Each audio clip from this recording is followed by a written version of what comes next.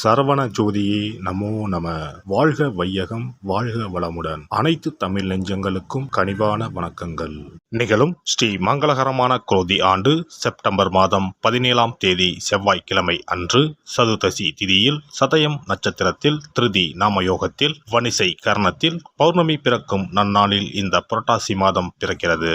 இம்மாத கிரகநிலை என எடுத்துக்கொண்டால் ரிஷபராசியில் குரு பகவானும், மிதுன ராசியில் செவ்வாய் பகவானும், சிம்ம ராசியில் புதன் பகவானும், கன்னி ராசியில் சூரியன், சுக்கிரன், கேது பகவானும், கும்பராசியில் சனி பகவானும், மீனராசியில் ராகு பகவானும் உள்ளனர். இம்மாத கிரகப்பெயர்ச்சி என எடுத்துக்கொண்டால் புரட்டாசி மாதம் 3ஆம் தேதி புதன் பகவான் கன்னி ராசியில் உச்சம் பெறுகிறார். புரட்டாசி மாதம் 3ஆம் தேதி சுக்கிர பகவான் துலாம் ராசிக்கு இடப்பெயர்ச்சியாகிறார். புரட்டாசி மாதம் 20ஆம் தேதி புதன் பகவான் துலாம் ராசிக்கு பயிற்சியாகிறார். புரட்டாசி மாதம் 28ஆம் தேதி சுக்கிர பகவான் துலாம் ராசியில் இருந்து விருச்சிக ராசிக்கு பயிற்சியாகிறார். புரட்டாசி மாதம் 29ஆம் தேதி குரு பகவான் ரிஷப ராசியில் வக்ரமடைகிறார். இந்த கிரக அமைப்பு மற்றும் பெயர்ச்சியால் உங்கள் வாழ்வில் உண்டாகும் சுபம் மற்றும் அசுப பலன்கள் என்ன என்பதனை இப்பதிவில் விரிவாக காண்போம்.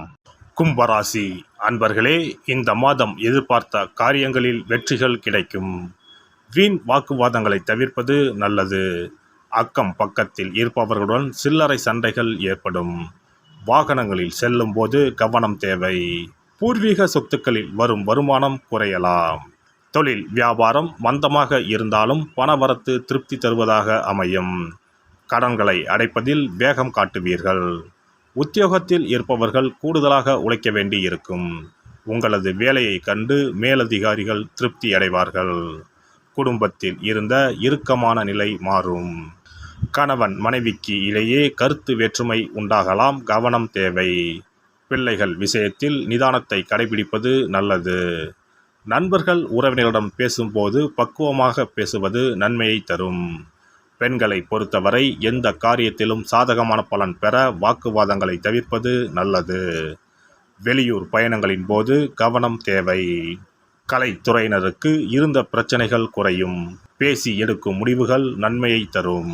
அடுத்தவர்களுக்காக எந்த பொறுப்பையும் ஏற்காமல் இருப்பது நல்லது. அரசியல் துறையினரை பொறுத்தவரை வழக்கத்தை விட கூடுதலாக உழைக்க வேண்டியிருக்கும். பொருள் வரத்து கூடும். வெளியூர் பயணம் செல்ல நேரலாம். வெற்றி பெற தடைகளை தாண்டி உழைக்க வேண்டி இருக்கும். பெரியோரின் ஆலோசனைப்படி செயல்படுவது நல்லது. மாணவர்களுக்கு கல்வியில் வெற்றி பெற கூடுதலாக உழைக்க வேண்டியிருக்கும். உங்களது நடவடிக்கைகள் பெற்றோருக்கு திருப்தியை தரும். நட்சத்திர பலன்கள் அவிட்டம் 3, 4ஆம் பாதங்கள். இந்த மாதம் குடும்பத்தில் சுகமும் நிம்மதியும் இருக்கும். குடும்பத்திற்கு அதிகப்படியான வருமானமும் கிடைக்கும். கணவன் மனைவிக்கு இடையே சகஜ நிலை காணப்படும். குழந்தைகள் திறமையை கண்டு அவர்களை பாராட்டுவீர்கள். உறவினர் வருகை இருக்கும். யாரிடம் பேசும்போதும் நிதானமாக பேசுவது நன்மையை தரும். சதயம் நட்சத்திரம் இந்த மாதம் எதிலும் மிகவும் கவனமாக ஈடுபடுவது நன்மையை தரும். திட்டமிட்டு செயல்படுவது வெற்றிக்கு உதவும். பணவரத்து அதிகரிக்கும். அதே நேரத்தில் செலவும் கூடும். எதிர்பார்த்த உதவிகள் கிடைக்கும். துணிச்சல் உண்டாகும். அதனால் எதை பற்றியும் முன்பின் யோசிக்காமல் செயல்களில் இறங்கிவிடுவீர்கள். தேவையற்ற இடமாற்றம் உண்டாகலாம். பூரட்டாதி 1, 2, 3ஆம் பாதங்கள். இந்த மாதம் தொழில் வியாபாரத்தில் ஈடுபட்டு இருப்பவர்களுக்கு கீழ்நிலையில் உள்ளவர்களால் லாபம் கிடைக்கப் பெறுவீர்கள். சரக்குகளை பாதுகாப்பாக வைத்துக்கொள்வது நல்லது. உத்தியோகத்தில் இருப்பவர்கள் எந்த ஒரு வேலையையும் செய்து முடிப்பதில் வேகம் காட்டுவார்கள். சக ஊழியர்கள் மூலம் உதவிகள் கிடைக்கும்.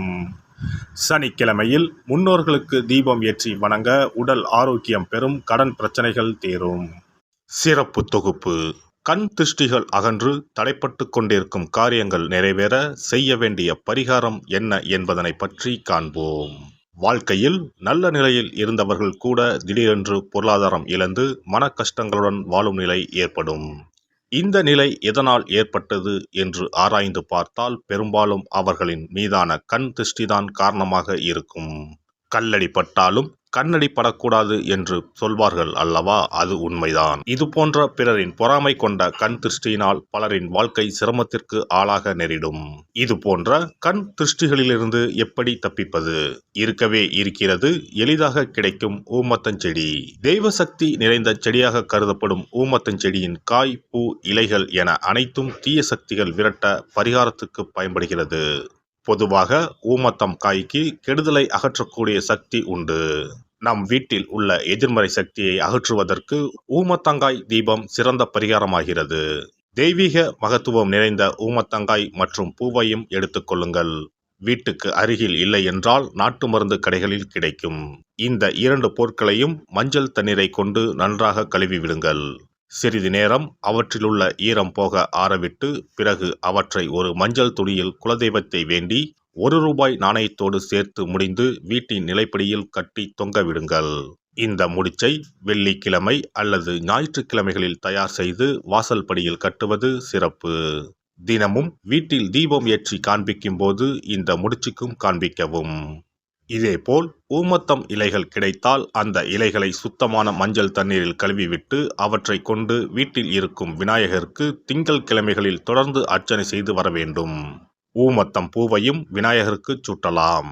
3 வாரங்கள் தொடர்ந்து திங்கள் கிழமைகளில் விநாயகருக்கு ஊமத்தை இலையால் அர்ச்சனை செய்து ஊமத்தம் பூவை சூட்டி வழிபட்டால் வீட்டில் உள்ள கெட்ட சக்தி நடமாட்டம் மற்றும் கண் திருஷ்டிகள் தீரும்.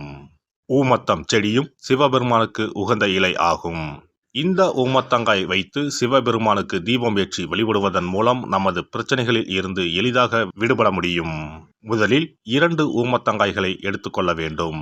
அவற்றின் மீது முட்கள் இருப்பதால் மிகவும் கவனமாக கையாள வேண்டும். ஊமத்தங்காயின் காம்பு பகுதிகளை வெட்டி கொண்டு கத்தியை பயன்படுத்தி ஊமத்தங்காயின் உள்ளே இருக்கும் விதை பகுதியை முழுவதுமாக நீக்கிவிட வேண்டும்.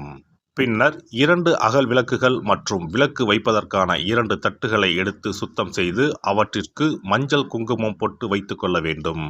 பின்னர் 2 தட்டின் மீதும் ஒவ்வொரு அகல் விளக்கை வைத்துக் கொள்ள வேண்டும். அதன் பிறகு எப்போதும் பூஜை செய்வதற்கு வைப்பது போன்ற வெத்தலைப்பாக்கு, பழம் போன்றவற்றை வைத்துவிட்டு 2 விளக்குகளையும் ஏற்றி சிவபெருமானை மனதார வேண்டிக் கொள்ள வேண்டும். எனக்கு இருக்கும் பிரச்சனைகள் அனைத்தும் தீர்ந்து இன்பமான வாழ்க்கை கிடைக்க வேண்டும் என வேண்டிக் கொள்ள வேண்டும்.